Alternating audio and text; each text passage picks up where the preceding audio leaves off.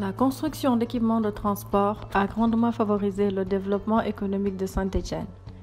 Les chemins de fer y ont joué un rôle fondamental en acheminant jusqu'à Saint-Étienne des marchandises et en évacuant des matières premières extraites localement, ainsi que des produits manufacturés stéphanois.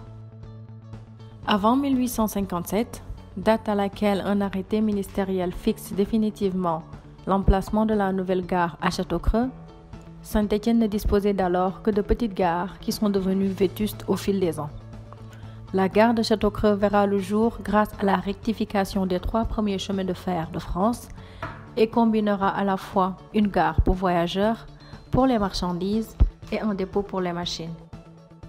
Une gare provisoire sera érigée et ouverte au public le 14 décembre 1857 au lieu appelé Châteaucreux.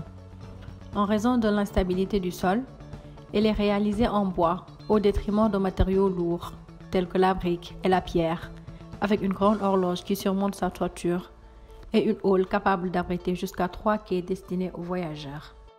Cependant, en raison d'un important affaissement du terrain, une nouvelle gare caractéristique de l'architecture industrielle de la fin du XIXe siècle, notamment avec l'utilisation du fer, est reconstruite sur place. Elle est en forme rectangulaire avec 2 ailes en retour aux extrémités et dotée d'une armature métallique garnie de briques polychromes et parfois émaillées. Le 26 mai 1944, à quelques jours du débarquement en Normandie, les Américains bombardent Saint-Étienne pour ralentir la progression des troupes allemandes. Les voies ferroviaires sont principalement visées et Châteaucreux ne sera pas épargné. Par la suite, dans les années 1950, des couvertures, appelées parapluies, remplacent la grande halle au-dessus des quais et un enduit blanc vient recouvrir les murs. De 1985 à 1987, la gare retrouve son aspect d'autrefois avec les briques et la structure métallique de nouveau apparente grâce au programme de rénovation de 200 gares du réseau CNCF. L'extérieur n'est pas modifié, excepté un auvent contemporain en verre, mais l'intérieur est remanié pour le plus grand confort de ses utilisateurs. Dans ce sillage, en décembre 2005, la liaison Saint-Étienne-Firminy a été modernisée et électrifiée. Et en 2007, un nouvel espace ainsi qu'un nouveau hall d'accueil voyageurs ont été livrés. En 2009 et 2010, la gare fait l'objet d'importants travaux en vue de l'amélioration de ses services et de sa modernisation. En 2019, sa fréquentation annuelle sera estimée à 3 728 728 voyageurs par la CNCF. Aujourd'hui, la gare de Châteaucreux est au cœur du réseau des transports urbains et interurbains.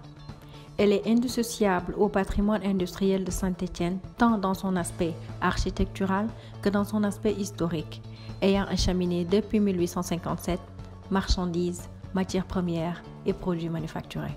La gare de Châteaucreux ne cesse de se moderniser depuis sa première construction et sa valorisation est caractérisée par ses nouveaux usages constamment réadaptés en termes de besoins et de services de ses voyageurs.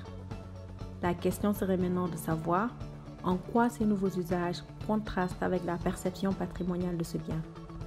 Retracer son histoire, son évolution architecturale, son importance ainsi que sa valeur historique et culturelle au sein de ses locaux pourraient être, entre autres, de bons moyens visant à garder un équilibre entre la valorisation des attributs patrimoniaux de la gare et ses nouveaux usages.